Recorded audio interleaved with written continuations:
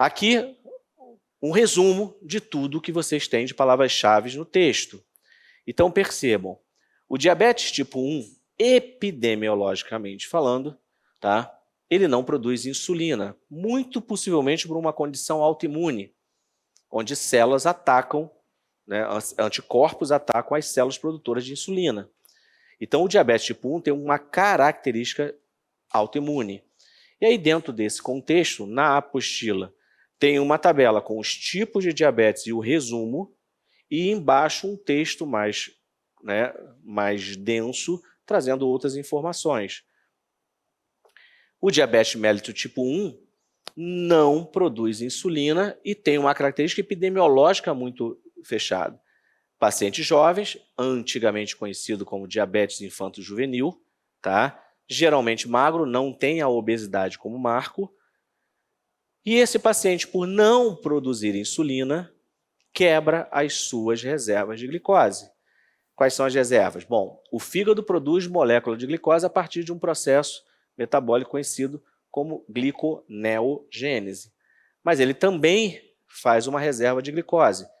Através de um processo de glicogenólise, ele usa essas reservas quando a glicose não está conseguindo chegar dentro da célula.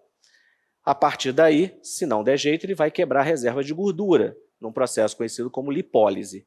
E aqui está o problema. Quando ele quebra as reservas de gordura, ele forma corpos cetônicos. O rim excreta corpos cetônicos, gente? Sim ou não?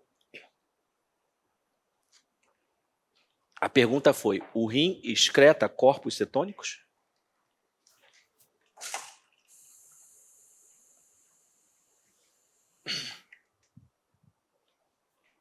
Excreta. Resposta, excreta. Ele excreta corpo cetônico. O problema é que a velocidade de produção excede a capacidade renal de excreção. Tá? O paciente faz cetonúria, só que a produção de corpos cetônicos, que são compostos ácidos, excede a capacidade de excreção renal. E a partir daí ele começa a acumular corpos cetônicos no sangue. E, fruto disso, ele faz a complicação aguda, que é típica do diabetes tipo 1, que é a ceto, de corpos cetônicos, acidose, por trazer uma acidose metabólica diabética, cetoacidose diabética, que é a complicação aguda, cuja característica clássica dela é o quê? Hiperglicemia, desidratação e acidose.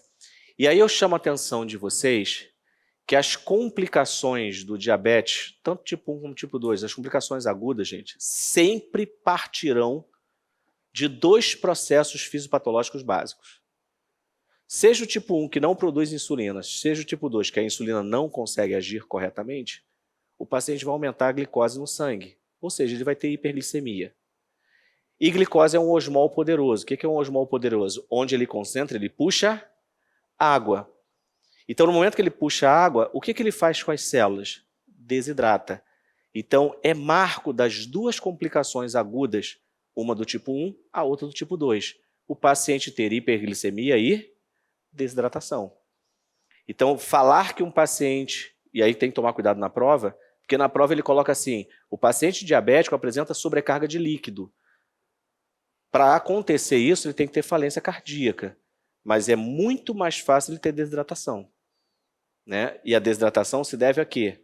Ao fato dele, o rim está igual um louco numa diurese osmótica botando líquido para fora, que a glicose sai, puxa a água. Então, assim, o processo de excreção renal, e a agressão renal acontece daí, você tem uma ação renal muito intensa, mas é um paciente que está sempre desidratado. E é por isso que vem a sede intensa do diabetes, por ele estar tendo que botar água para dentro por conta dessa intensa desidratação. Então, marcos da doença aguda do diabetes, seja tipo 1, tipo 2, hiperglicemia com desidratação. O que vai fazer a diferença entre elas? Se vai ter ou não formação de corpos cetônicos. Na complicação do tipo 1, que é a cetoacidose, tem corpos cetônicos e você tem a acidose metabólica. Hiperglicemia, desidratação e acidose. A gente vai ver que na complicação aguda do tipo 2, não forma corpos cetônicos. E aí eu não tenho o quê? Acidose. Tá? Mas tenho hiperglicemia e tenho desidratação, que já basta para causar dano no paciente.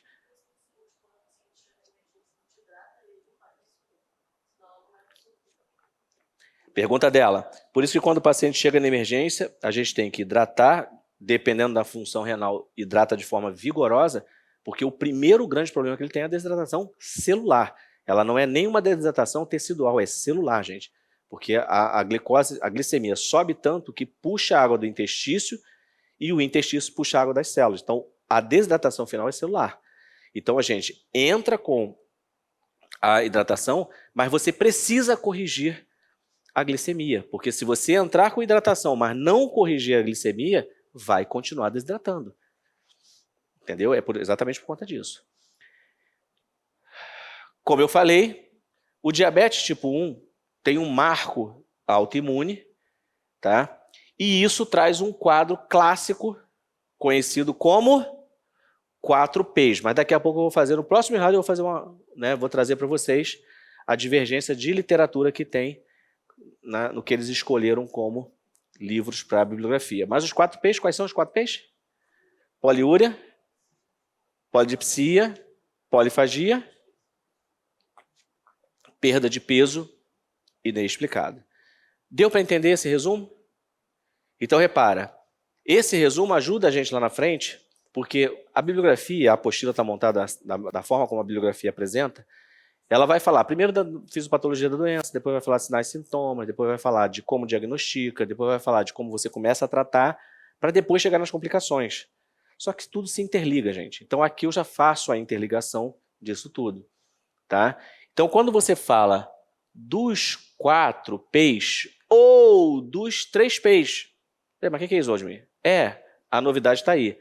Brunner e Sudart, Tratado de Enfermagem Médica e Cirúrgica, 14ª edição, coloca apenas 3Ps. Ele não coloca a perda de peso inexplicada como sintomatologia do diabetes.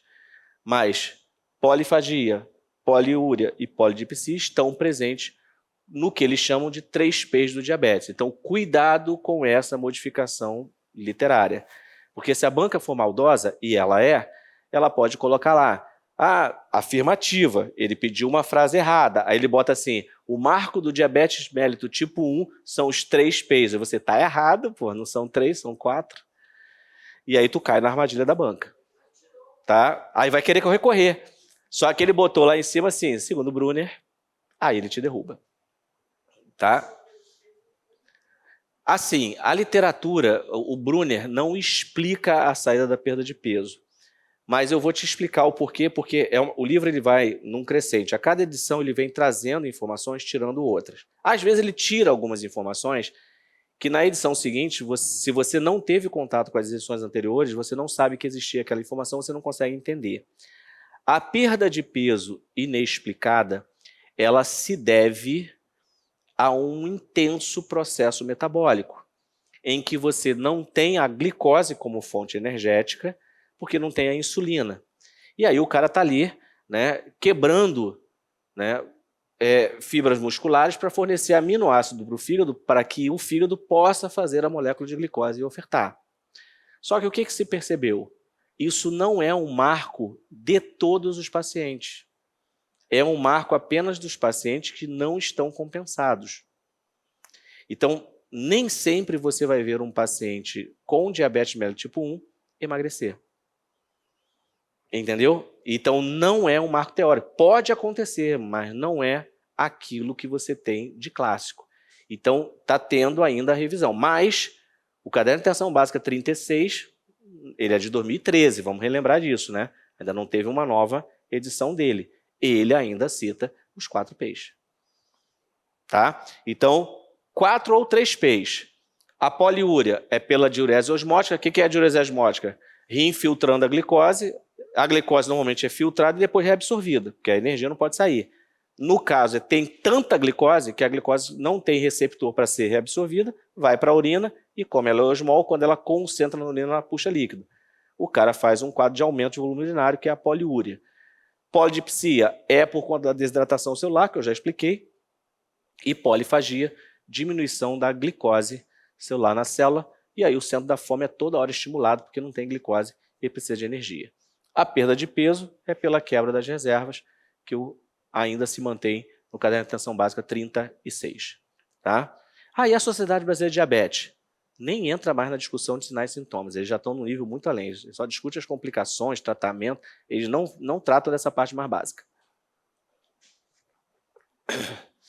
Até aqui foi, gente? Bom, e o tipo 2? Qual é a diferença? Bom, primeiro, 90% dos pacientes são diabetes tipo 2. Alguns, por exemplo, o Brunner fala 95, o 36 fala 90. Então, só que o Brunner trabalha com a família americana, né? É um livro americano, então ele fala dos Estados Unidos.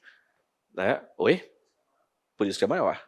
Então, olha aqui, porque lá o americano ele acorda comendo bacon, ovo, né? O café da manhã deles é extremamente generoso. Né? Então, olha aqui, diferente do tipo 1, que não produzia insulina, o tipo 2 tem resistência insulínica, ou seja, ele produz insulina, a insulina funciona nos tecidos, mas com o passar do tempo, os tecidos vão se tornando resistentes a essa ação. E ao se tornar resistente, a insulina, não consegue botar glicose para dentro. Então, qual é o grande problema? Você tem tecidos que não captam glicose e tecidos que captam. Isso faz com que a doença fique escondida durante anos. Só que o nível glicêmico do paciente vai cada vez mais subindo conforme essa resistência vai aumentando. E ele vem, ao longo de 20, 30 anos, hiperglicêmico sem perceber. Só que quando você fala de hiperglicemia, gente, o diabético cicatriza bem? Não. Tem boa defesa para infecção? Não. Ele oxigena bem periferias? Não. Perfeito. Isso que eu falo, diabetes não é um assunto difícil, não. Por que não? Por que ele não cicatriza bem? Por que ele não oxigena bem periferia? Por que ele não tem boa defesa para infecção? Por quê? Por conta da desidratação celular? Da osmolaridade? Escolhe um, pô, fala, define. Bate o martelo. Que olha que interessante. Quando eu pergunto assim, diabético cicatriza bem? Não. E tá certo. Vocês não titubeiam. Não. Extrema dificuldade de cicatrizar.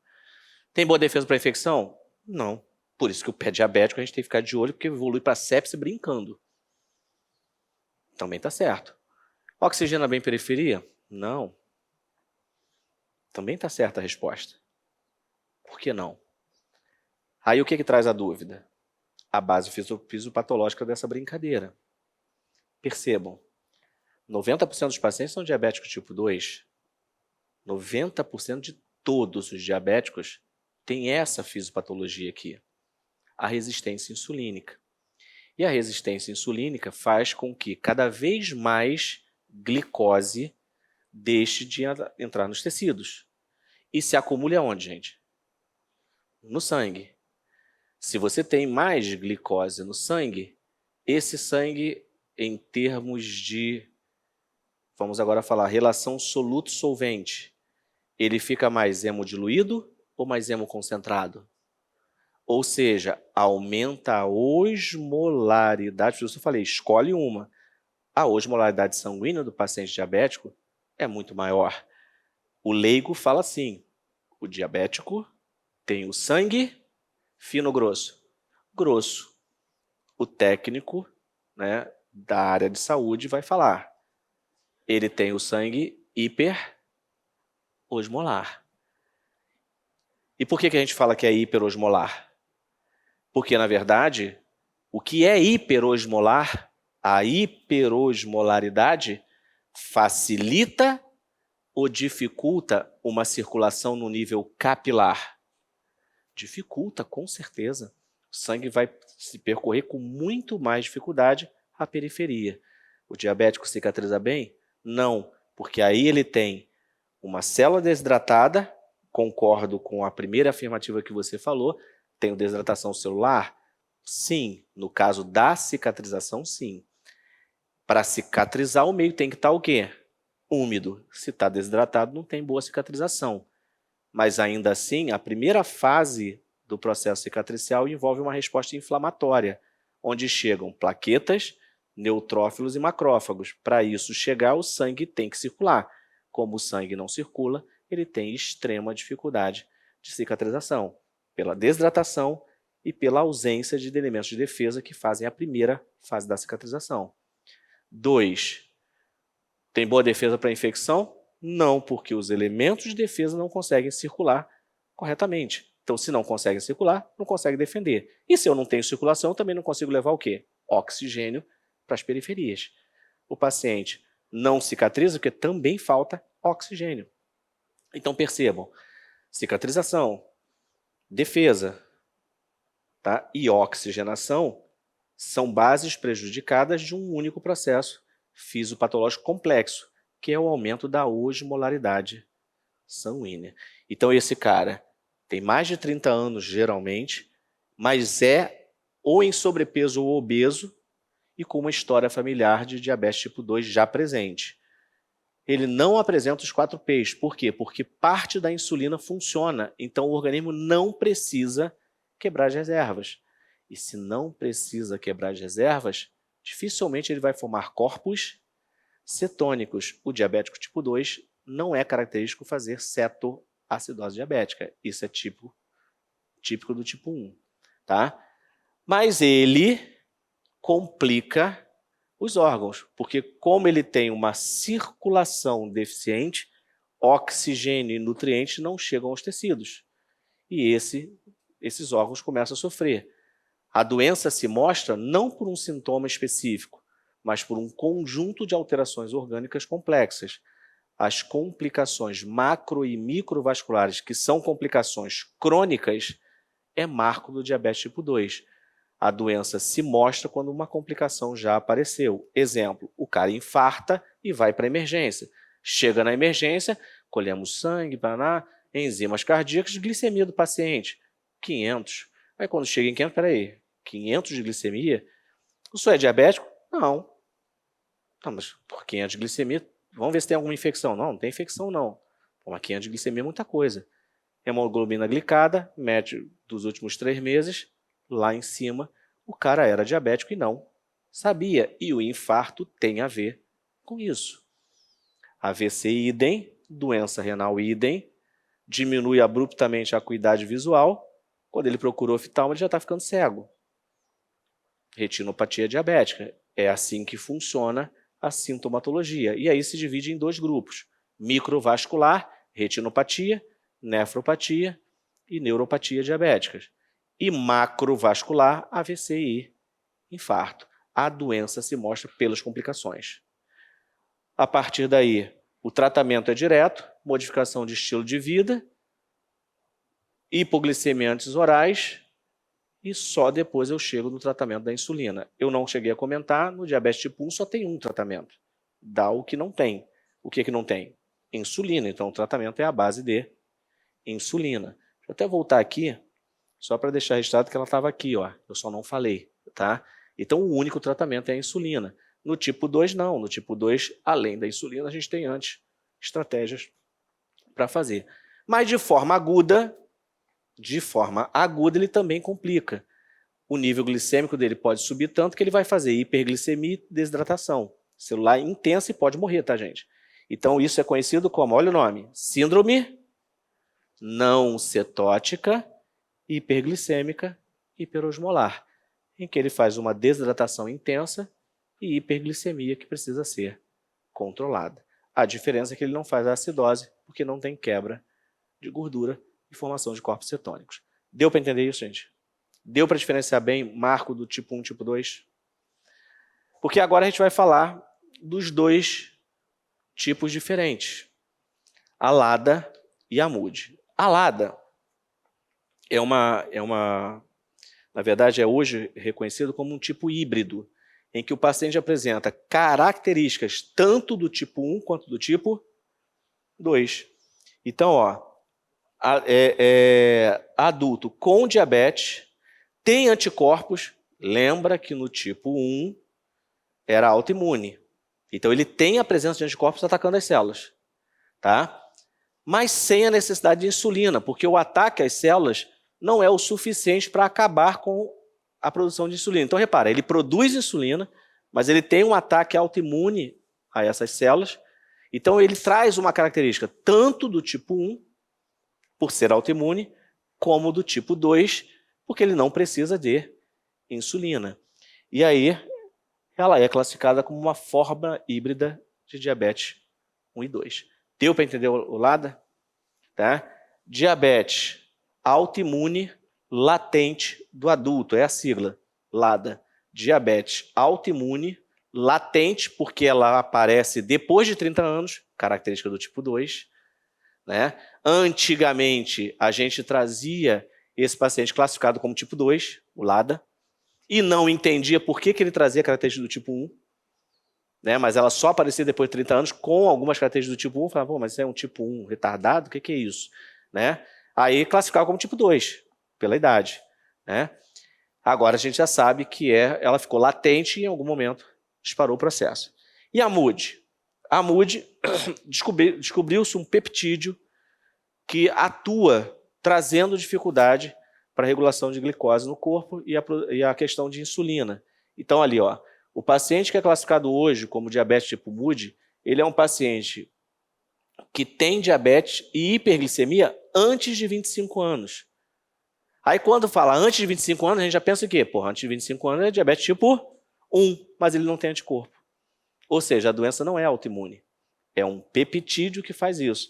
Então ele tem anticorpo negativo mais um peptídeo presente que já está confirmado que atua no processo patológico da doença. Tá? Então ele não pode ser classificado como tipo 1 porque ele não tem anticorpos. E o tipo 1 é caracterizado pela presença de anticorpos. Deu para entender isso, gente? Então isso, para quem não tem tanta experiência com esses dois tipos, é preciso sentar e dar uma lida. Mas a ideia é, se o cara tem, olha aqui, ó, diabetes, ele tem anticorpo positivo, tá? Mas ele não precisa de insulina, ele vai ser LADA. Porque se ele tivesse anticorpo, sinais de diabetes, anticorpo positivo e precisasse de insulina, seria tipo 1. Ok? Aí ele é LADA. E o MUD? Tem diabetes, desenvolve hiperglicemia antes de 25 anos. Opa, antes de 25 anos é tipo 1. Mas ele não tem o quê? Anticorpo. Mas detectamos um peptídeo que tem hoje ligação com diabetes, então ele vai ser classificado na forma monogênica como MUD. Ok, pessoal? É assim que estuda para a prova, tá?